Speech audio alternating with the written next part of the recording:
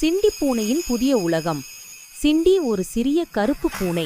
ஒரு நாள் அவள் ஒரு பெரிய நூலகத்திற்குள் சத்தமில்லாமல் நுழைந்தாள். அது அவளுக்கு ஒரு புதிய அற்புதமான உலகமாக இருந்தது. நூலகம் மிகவும் பெரிதாக இருந்தது.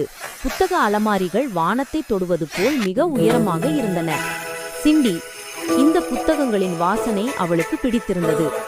அவள் புத்தகங்களுக்கு இடையில் ஊர்ந்து செல்லும்போது ஒரு மறைக்கப்பட்ட சாளரத்தை கண்டாள். சாளரத்தில் வழியாக அழகான வண்ணமயமான சூரிய ஒளி உள்ளே வந்தது. சிண்டி ஜன்னலை பார்க்க ஒரு திட்டத்தை போட்டாள். அவள் ஒரு புத்தகத்திற்கு மேல் மற்றொரு புத்தகத்தை அடுக்க ஆரம்பித்தாள். ஒரு சிறிய புத்தக கோபுரத்தை உருவாக்கினாள். கவனமாக அவள் கோபுரத்தின் உச்சிக்கு ஏறினாள். ஒவ்வொரு புத்தகமும் ஒரு படியாக இருந்தது. கடைசியாக அவள் ஜன்னல் விளிம்பை அடைந்தாள். அங்கிருந்து சூரிய ஒளி அவள் மீது படர்ந்தது. அவள் ஜன்னல் வழியே வெளியே பார்க்காமல் சூடான ஒளி அவளை தழுவ ஒரு குறுகிய உறக்கத்திற்கு சென்றாள்.